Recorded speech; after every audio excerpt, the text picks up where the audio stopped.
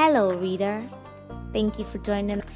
This is the Christian Readers Community Podcast. On this podcast, we will be discussing with fellow readers and authors. You will never lack for good conversations and recommendations of Christian books. If you're a lover of literary works, fiction and non-fiction, then you have made the right stop here. Thank you for joining us again.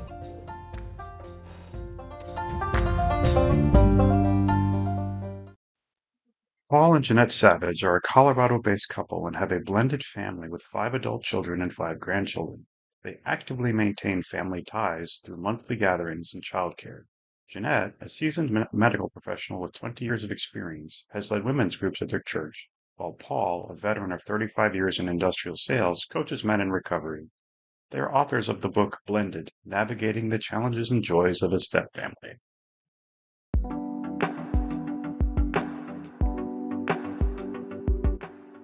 Hello, everyone, and welcome to the Christian Readers Community. I'm Faith Ijiga, and I have with me a couple. Since we started recording, I think I've had one author at a time, but I'm so delighted to have this husband and wife who came together to write this beautiful book that I really can't wait for us to talk about. So without wasting much time, let me introduce to you Paul and Jeannette Savage. Welcome to the show, Paul and Jeannette. Thank you. Thanks for having us, Faith. All right, thanks, Faith. Thank you too. I'm so happy you joined me today because I read your book and I was wowed by it.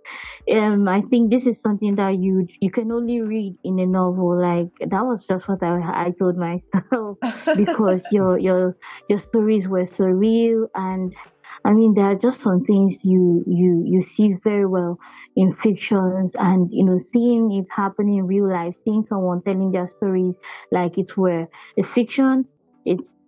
It's something really, and I couldn't stop until I finished that book. Now it's time to talk Blended, navigating the joy and challenges of a step family.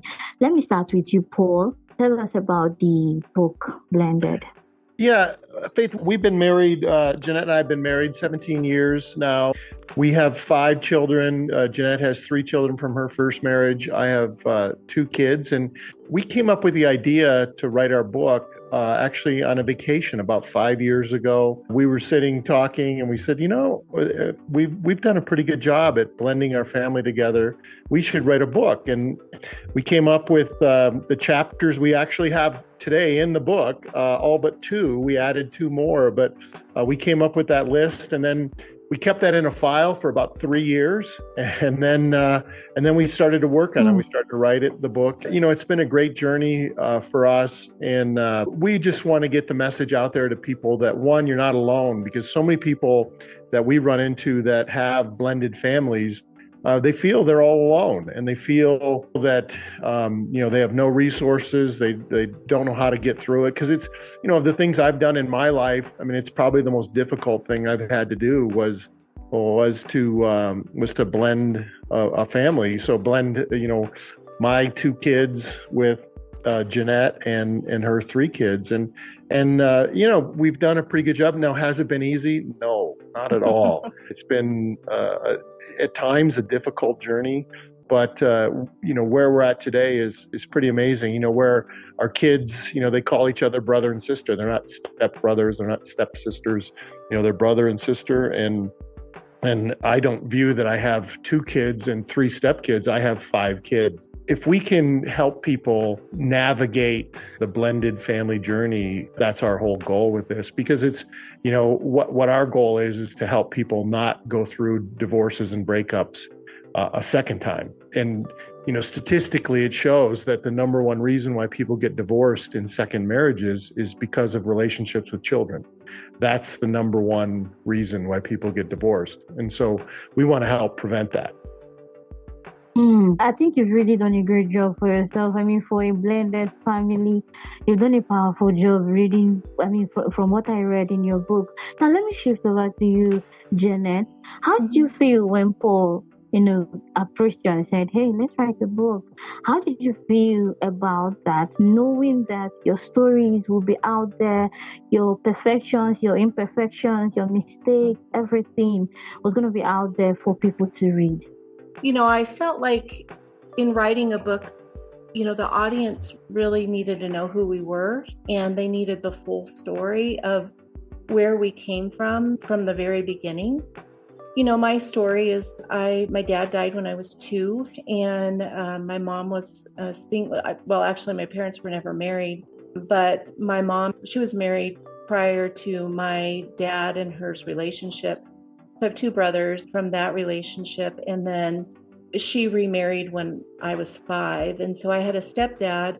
And my experience in my stepfamily was not good. There was a lot of abuse and trauma that came with that. And so I guess in writing the book, I felt like that was part of my story. And in order to really reflect like where we came from, I felt it was important that we share that. And in the book, we talk about our therapy journey, and that happened prior to us meeting. Both of us did therapy before we met.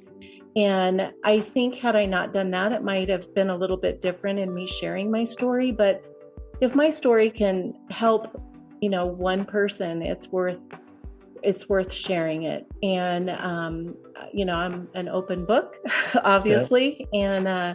And so I didn't really think too much about it, other than I just thought we needed to be real and really share where we came from. And so that's what we did. Oh, wow. There's something you said that I really like. If my story could help one person, I felt it was important to share it. Okay.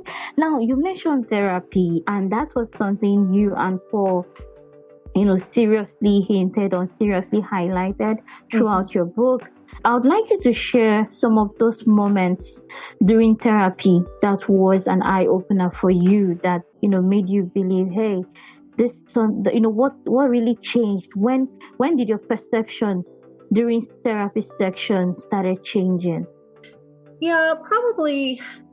I think from the very beginning, I realized, I guess prior to me starting therapy, I realized that I was a mess. And I didn't know what direction I was going, who I was, or what I wanted. And I just knew that I needed some help navigating what was going on in my life. And so I started therapy and just working through, the trauma that I experienced growing up, and realizing that, it wasn't my fault. And, I was valuable. I didn't have to be the victim of the trauma that I experienced.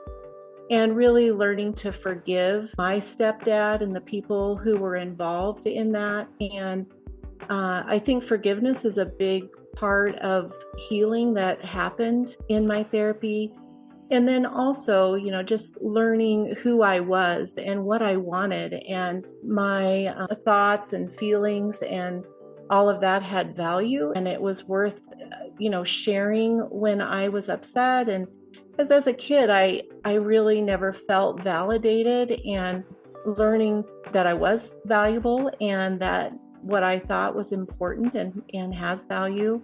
And then also learning to set boundaries was a big one for me too. And I have the statement of say what you mean and mean what you say. And so if you say it, you got to do it. And that was a big thing that I had to learn through therapy, is just how to set boundaries, and how to make them work effectively, is that you have to back up what your boundary is.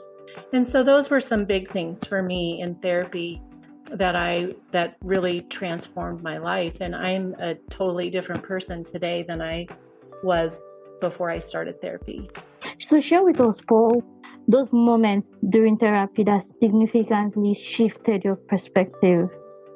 Yeah, for me, Faith, my mental health or therapy journey started right at the end of my first marriage. So probably about 22 years ago, I had struggled with habitual sexual sin, pornography, things like that.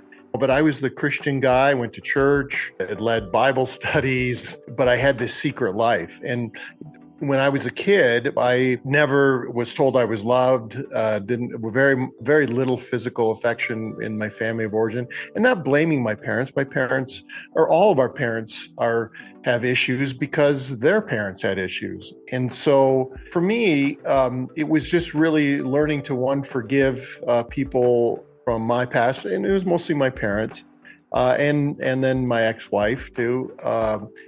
Just of trauma there, and then the other thing was to stop acting out, and that was a big factor. And so I developed relationships not just with a therapist and working on stuff from my past, but also with other men, with other Christian men that were struggling with the same stuff I was at, and I still have a lot of those same relationships 22 years later. The therapist that I saw. Or I still see, he's more of a friend of mine now than he is a therapist. And he said something that really stuck with me. And he said, what happens between the ages of 5 and 16 in your life shapes you. It forms your paradigm or your view of the world. And you can see that in people's lives. And that's universal to men and to women. And I really saw that in my own life. And so what the goal of therapy was for me was to shift that paradigm and to instead of, looking at life with the eyes of a 5 or to 16-year-old, I was looking at life as an adult, as a 40-some-year-old person. And so it's been really good. And, in the therapy, what it really helped us, it helped me, in our relationship, especially with our youngest daughter, Danny. It was a difficult relationship. She didn't speak to me for about first 2 years of our marriage, and took 8 years for her to tell me she loved me. Well, if I had all this bitterness and stuff from my past that I hadn't healed from, that stuff would have affected my relationship. But with Danny, I stayed consistent, told her I loved her. I wasn't going to go anywhere. I wasn't going away. And I think without therapy, that would have been nearly impossible. Yeah, I agree. Wow. Okay, now I would like to shift again to you, Paul, and I would like to reference something you said when in your side of the book. You said during your first marriage, in a good day, you fight with your wife 5 or 6 times, and that's for a good day. Yeah. And you also said something. You said that since for the past 16 years, with your marriage with your second marriage, that's your marriage with Jeannette, that you can count the times you've had a strong disagreement, and you said it's no more than 5 times. You were specific. And there's something you also mentioned. I think that was you or Jeannette. You said something that the divorce rate in America for the first marriages is 40%. The second is 60%. Yes. 60% for second marriages. Now, when you started this journey 16, 17 years ago or 18 years ago, because last year was your 17th anniversary, right? Just last week. Last week was our 7th anniversary. Yeah. Oh, happy anniversary. Happy anniversary. So what made this one different when you both went into this journey 17 years ago? How did you guys decide that you're going to make this work no matter what? Because I'm sure you definitely went through challenges, because you said earlier that it wasn't easy. So no. Yeah, it wasn't easy. But the thing is that I really decided, especially as I got healthier emotionally, I was healthier emotionally, I was healthy, spiritually as well. And I knew I didn't want to be alone. And I really wanted to be with someone, and I knew I wanted to be married. And I also wanted someone to be a mother figure for my daughters. I actually had my daughters full time. I had in the States, full custody. I had them all the time, and their mom had very little to do with them, and with my girls. And they were 10, 11 years old and 15 years old, around in there. And so For me, I really wanted to be in a relationship with someone, and I think being healthier. You mentioned about the arguments with, in my first marriage. Yeah, it was. I mean, it was tumultuous. It was. I mean, there were times it was somewhat sort of scary, and with our relationship now, yeah, I can't even remember the last time we had an argument. I really can't. It's Wow. a few years ago, maybe. I don't really know. Honestly, like we just, we might have disagreements, but we don't. It's not an argument. We discuss it and come to an agreement. But even those are very far and few. Wow. But. Yeah, and so I think, I guess you can go ahead and finish. We have a true partnership, Jeannette and I do, and we have a great relationship, and we're very connected. And now, our relationship has shifted now because, we're empty nesters. We don't have, of our 5 kids, none of them live in our house, which is really good. We're very excited about that. And it's fun. And we can, and I'm married to my best friend. I'm married to, wow. Jeanette's my best friend. And I couldn't imagine my life being any different. I mean, this is, I know everyone, you think, you're like, oh, wow, what if this? And I have no what ifs. I have no what ifs, none. I know that this is who I'm supposed to be married to, or Jeannette is who I'm supposed to be married to. Yeah. It's so cool. Thanks, honey. Okay.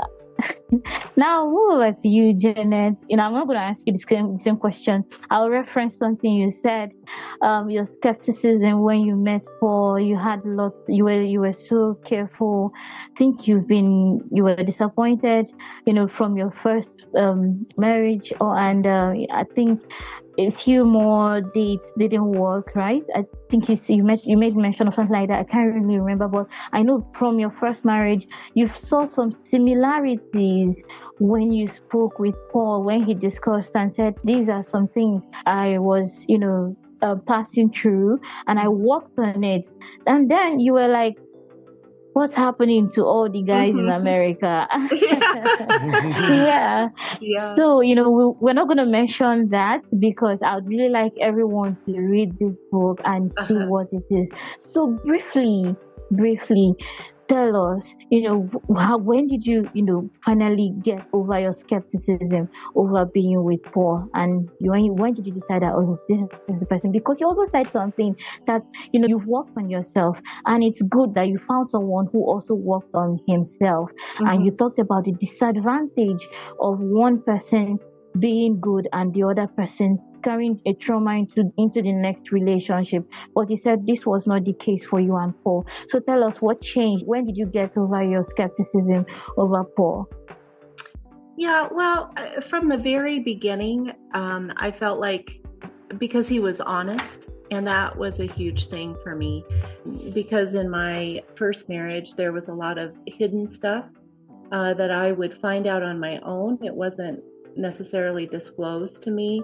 And so from the very beginning, Paul's openness and being honest with where his past was new for me, and really helped me have respect for him in that way. But there was also a side of me, like you said, that was a little skeptical because I didn't want to fall into the same mistake from my previous marriage. And so I think just it took time. It really did. And we from early on, I think from the first time I met him in person, we just connected in a way that I had never experienced before, and just talked really deeply about things and feelings and emotions and about our past. And I think over time really helped me see who he really was, and he was very consistent. In the book, I talk about that somewhat, and what I decided to do before we got married was that I wanted him to take a polygraph test, and just to confirm that he was being completely honest with me, because I had 3 kids, and it was important. Someone might think that's too extreme, but yours It is, Yeah, it is extreme. it's interesting, Faith. We bring that up with people, and they say, they go, "You did what?" They really yeah, and the polygraph, all it is a tool. It's a tool to create trust, and that's all it is. Part of it was because of my past and where I came from, that I couldn't believe a word that came out of my ex-husband's mouth, and I really wanted to make sure before I took the leap of getting married again that everything that he had shared with me was true. And, like I said, I had 3 kids and 2, my daughter was like 10 when we met. Yeah. And that was important to me. And so it was a tool that we used for trust, and that helped me, I guess, confirm what I thought. And so it helped me to make the decision to go ahead and marry him. Oh, wow. Well, I would really, really love to talk more with you both, but time is not always our friend when we discuss important topics like this. So I'll just like a word or two from you. What advice would you give, to families out there who are currently going through the same situation of, blending families? Yeah. Maybe tell us, for those who are going through what you went through 16, 17 years ago. Yeah, Faith, what really comes up to what I think about is, the Apostle Paul talks about patient endurance, and the word in Greek is the words in Greek are hupomeno, and I think about hupomeno a lot because that's the thing, and we have to as guys, you're going to have. There will be issues with your non-biological children within your family, and that's going to be, that's important to be patient and to be and to stick with it and to not give up, but also to communicate with your wife, with your kids, your biological kids and your stepkids, and to be real, but to understand that it probably won't be easy to start. It could be a while. But it's so worth it because, I think, especially if you've had failed relationships before and you go into a new relationship, a lot of people, there's this newness. Well, the newness wears off after a while. And what's good is that when you're healthy emotionally, healthy spiritually, you can look at it and go, no, this is what I'm supposed to do. So there's a commitment there. And that's what we believe. We believe marriage is a commitment, and you make that commitment, and it's a lifelong commitment. And so what I encourage, especially men out there, is don't give up. Don't say, well, I'm disrespected. They don't love me. They don't like me, and say, well, that might be the case for a while. But then, go to your spouse, talk about that, and be open and share your feelings, and you stay consistent within the relationship. It will work out like with ours here. It can, but you just have to stick with it. All right, Jeannette, what advice do you have for, say, ladies who are coming out from their first marriages and they're thinking, oh, if I need someone to take care of my 3 kids, like you, and they're like, I just need to, find another relationship without, they're not thinking of therapy. They just want a man. They just want someone who would come in and, replace the first marriage. What word of advice do you have for them? Because for you, even after you met Paul, you weren't in a hurry to go into marriage. You wanted to find out that this was someone you could trust. So what do you have to say to ladies who are currently in your shoes 16 years back and they're thinking, oh, if I go into the next relationship, everything's going to be fine because I think I've learned my lesson from the first one? Mm-hmm. Well, I think you do need to know about them. You need to know about their past, and you need to be really honest with yourself about what their past looks like, and not rush into making a decision and getting married when you have children who are involved. But I would say really know your partner and know where they come from. And then I think too, watching what kind of parent they are, what kind of friend they are, what kind of, son they are to their parents, and, just all those dynamics. I think relationships outside of your relationship make a difference. matter, that they come from a place where they have strong relationships with other people, and that they're healthy. And then I would say too, being on the same team, being best friends, really going into a second marriage as a team, and that your husband is not the enemy, and that when you have problems, you address those issues together. A second marriage is a second chance, and it's a second chance to find love and happiness. And although a spouse does not complete us, they do provide a wholeness in some ways to who we are. But if you don't have a healthy perspective on what that looks like, you could end up with the wrong person. And so, just all those things that I said, I think it's just really important to evaluate relationships and be honest with yourself before jumping into a relationship. Well, thank you so much for that beautiful word of advice. So, quickly, for someone who would like to reach out to you, do they have an email address, a website? Go ahead. Would like to hear from you. Yeah, people can contact, our website is blendedbook.org, so blendedbook.org, and they can contact us there. Our email addresses are on there. They can buy our book on Amazon. There's a link at our website, blendedbook.org. There's a link there, or they can go to Amazon and just search our book, Blended. Navigating the Joys. Navigating the Joys, the Challenges of a Step Family, and they can get it there. Yep. Thank you so much, Paul and Jeannette. I've had a wonderful conversation with you. So sad that we're out of time. And I hope that when I invite you next time, you'll be willing to come again. Oh, we'd love to do it again. Oh, yeah, that'd be great, Faith. We'd do it again. And one thing we like to tell people is that, you're not alone. So many people that are in step relationships or, and you're not alone. It's, in the United States, it's estimated about 1/3 of the United States has a step relationship of some sort. 1/3 of the country. Wow. And so you're not alone. Wow. Yeah, you're not alone. Thank you so much once again. And thank you everyone for listening. I hope you've enjoyed this conversation as much as I did. And if you know someone who needs this, please share this with them, or get this book and share with them so that they would hear directly from Paul and Jeannette Savage. It's so wonderful, having this conversation with them. And it's like, on your way again next time, I'm saying stay safe, stay blessed, and bye-bye everyone. Thank you.